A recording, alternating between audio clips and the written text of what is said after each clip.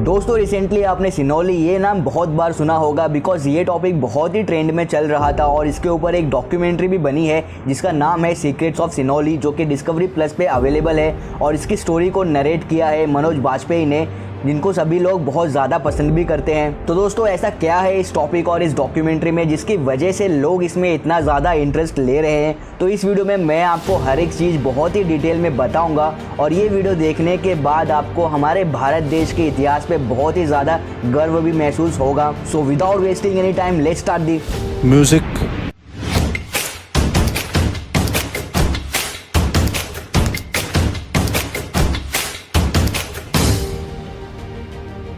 दोस्तों आपको तो पता ही है कि भारत देश पे अलग अलग समय में सैकड़ों बाहरी हमले हुए, जिसकी वजह से हमारे देश को हमेशा लूटा और रौंदा गया। इन बाहरी ताकतों ने हमेशा हमारे देश के इतिहास को अपने हिसाब से तोड़ा मरोड़ा और हमेशा हमसे हमारी सच्चाई छुपाई गई। सबने भारत को एक भिखारी और लाचार देश बताया, पर हकीकत इससे बहुत ही अलग है, क्योंकि भारत हमेशा से ही एक समृद्ध और हर सुख सुविधाओं से संपूर्ण देश रहा है। और हमारे देश के पास इतना धन था कि उस टाइम पे लोग इसे सोने की चिड़िया भी कहा करते थे।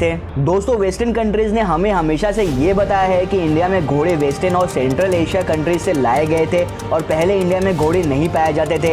यहाँ तक कि वेस्टर्न कंट्रीज ने रामायण और महाभारत को भी मनगढ़ंत कहानी बताया है, जबकि समय समय पर रामायण और महाभारत के सबूत हमें मिलते रहते हैं, जिससे ये यकीन होता है कि सच में ऐसा कुछ हुआ था। वैसे ही सिनोली, जो कि उत्तर प्रदेश राज्य में आता है, और यहाँ पर 4000 साल पुरानी ऐसी चीजें मिली हैं जिनको देख के वेस्टर्न कंट्रीज को अपनी सोच बदलनी पड़ेगी, क्योंकि इस बार हमारे पास जीता जागता बहुत सारे सबूत भी हैं। तो दोस्तों सिनोली अपनी राजधानी से करीब 67 किलोमीटर दूर उत्तर प्रदेश राज्य में आता है और इस जगह का नाम तब चर्चा में ज्यादा आया जब 2005 में ASI की टीम, मतलब आर्कोलॉजिकल सर्वे ऑफ इंडिया की टीम ने इस जगह पे खुदाई की और यहाँ से 116 बरियल्स मिले, यानी कब्र मिले। तो चलिए जानते हैं कि आखिर आर्कोलॉजिकल सर्वे ऑफ इंडिया को इस जगह के बारे में पता कैसे चला। तो हुआ ऐसा कि एक दिन उस जगह पे एक किसान अपने खेत में हल चला रहा था और तभी अचानक से उसे कुछ सोने के टूटे फूटे ज्वेलरी मिली, जिसके बाद और सोने की लालच में उस किसान ने उस जगह को और खोदना स्टार्ट किया। तो जैसे जैसे वो किसान उस जगह को खोदते गया वैसे वैसे उसको और भी चीज़ें मिलने लगी, जैसे हड्डियों के कंकाल और कुछ बहुत पुरानी चीज़ें। तो आखिर ये बात पूरे गाँव में फैल गई और आर्कोलॉजिकल सर्वे ऑफ इंडिया को भी इसके बारे में पता चल गया। तब ASI की पूरी टीम ने इस जगह को अपने अंडर में लेके सुरक्षित कर लिया और फिर यहाँ पर अपना रिसर्च और एक्सकेवेशन का काम स्टार्ट किया। और तब जाके उनको यहाँ पर 116 बरियल्स मिले, पर किसी अननोन रीजंस की वजह से ASI को अपने कामों पे रोक लगानी पड़ी, और जिसकी वजह से एक बार फिर से लोग सिनोली का नाम धीरे धीरे भूलने लगे। फिर 2018 में एक बार फिर से इस जगह को रिसर्च के लिए ओपन किया गया और इस बार खुदाई करने पे जो जो चीजें ASI को मिले हैं वो आज तक इंडिया की हिस्ट्री में किसी भी एक्सकेवेशन से नहीं मिले। तो इसको एक बहुत बड़ी जीत माना जाता है एंशिएंट इंडिया की हिस्ट्री में। तो दोस्तों 2018 के एक्सकेवेशन से हमें कॉपर के एंटीना शॉट्स मिले हैं। वैसे तो एंटीना शॉट्स इंडिया में बहुत पहले भी पाए गए हैं, पर अब तक हमें एक भी एंटीना शॉट्स नहीं मिला था जिसके साथ उसका हिल्ट भी हो। हिल्ट मतलब वो जगह जहां से उस शॉट को अपने हाथों से पकड़ा जाता है। और दोस्तों जहां तक मुझे पता है कि दुनिया में जितने भी एंटीना शॉट्स मिले हैं आज तक उनमें से एक भी एंटीना शॉट ऐसा नहीं मिला है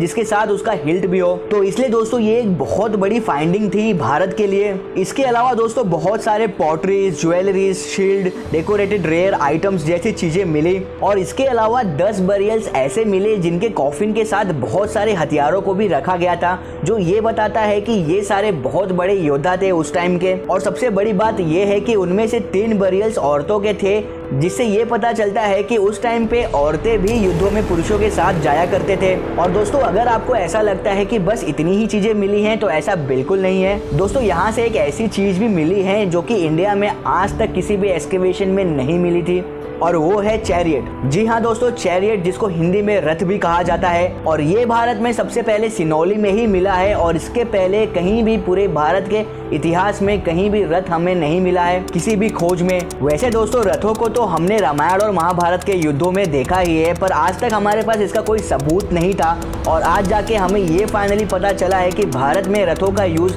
बहुत पहले से ही किया जाता है। तो दोस्तों अब आप ये सोच रहे होंगे कि भला रथ मिलने में कौन सी बड़ी बात है, तो मैं आपको बताना चाहता हूँ कि ये चैरियट जो ASI की टीम को मिला है ये करीब 4000 साल पुरानी है। और इस चैरियट के डिजाइन को देख के एक्सपर्ट्स ने ये बताया है कि इस चैरियट को चलाने के लिए सिर्फ घोड़ों का ही यूज किया गया होगा, क्योंकि चैरियट के हैंडल की हाइट घोड़े के एवरेज हाइट से मैच होती है। तो दोस्तों वेस्टर्न कंट्रीज का हमेशा से ये कहना है कि भारत में घोड़े बाहर से आए थे और भारत में कभी भी घोड़े पहले से मौजूद नहीं थे। और वेस्टर्न कंट्रीज ये बात इसलिए भी कहते हैं क्योंकि आज तक भारत के किसी भी एक्सकेवेशन में घोड़े की बॉडी का कोई भी ऐसा पार्ट नहीं मिला है जिससे हम दुनिया को ये बता पाए कि नहीं भारत में घोड़े बहुत पहले से ही मौजूद थे। और अगर भारत को वेस्टर्न कंट्रीज के इस घोड़े वाले थ्योरी को बदलना है तो उसे सबूत भी देने पड़ेंगे। तो अब सिनौली के एक्सकेवेशन से जो चीजें हमें मिली हैं उसकी मदद से हम अपनी बात को दुनिया के सामने रख सकते हैं। तो दोस्तों अब आप ये सोच रहे होंगे कि जो भी चीजें ASI की टीम को मिली वो पूरी तरीके से डिकम्पोज यानी नष्ट क्यों नहीं हो पाई। तो इसके पीछे का रीजन ये है कि यहाँ पर जितनी भी चीजें ASI की टीम को मिली हैं उन सब में कॉपर का बहुत ज्यादा यूज किया गया था, जिसकी वजह से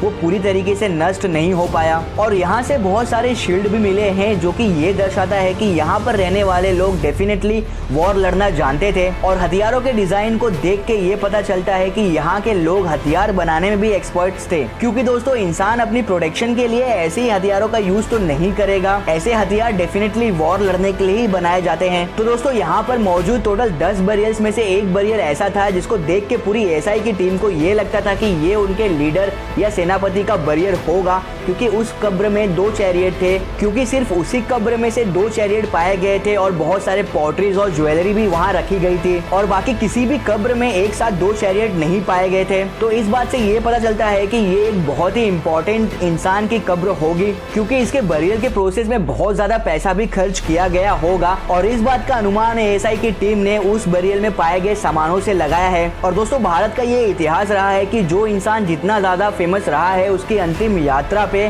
लोग महंगे से महंगे चीजों का न्यौछावर कर देते हैं। और एक और बात कि इस कब्र की हाइट भी बहुत बड़ी थी, जिससे ASI की टीम को ये लगता है कि ये करीब 2 लोगों की कब्र होगी, क्योंकि वहाँ पर चैरियट भी 2 मिली थी। और इसके ऊपर ASI की टीम की रिसर्च अभी भी चालू है। तो दोस्तों यहाँ पर मिले हर एक चीज को ASI की टीम ने आगे की रिसर्च के लिए अपने पास सुरक्षित रख लिया है और सही समय आने पे हमें इसके बारे में और बहुत सारे डिटेल्स मिलेंगे जो हम पूरी दुनिया को दिखा सकते हैं। तो दोस्तों जिस जगह पे ASI की टीम ने खुदाई की थी उस जगह को अब भर दिया गया है और एक बार फिर से सिनौली का माहौल बहुत शांत हो गया है। तो अब बात ये आ जाती है कि ASI की पूरी टीम को इतना सब कुछ सिनौली की एक छोटी सी जगह से मिला है, तो क्या ये मुमकिन नहीं है कि पूरे सिनौली में ऐसी कितनी सारी जगहें होंगी जहाँ पर हमारे देश का इतिहास हमारा इंतजार कर रहा होगा। तो दोस्तों शायद आने वाला समय ही हमें इस सवाल का जवाब दे सकता है। तो दोस्तों जाते जाते मैं आपको एक फैक्ट बताना चाहता हूँ कि ASI की टीम ने 2005 में यहाँ जो खुदाई की थी उसमें से उनको 116 बरियल्स मिले थे,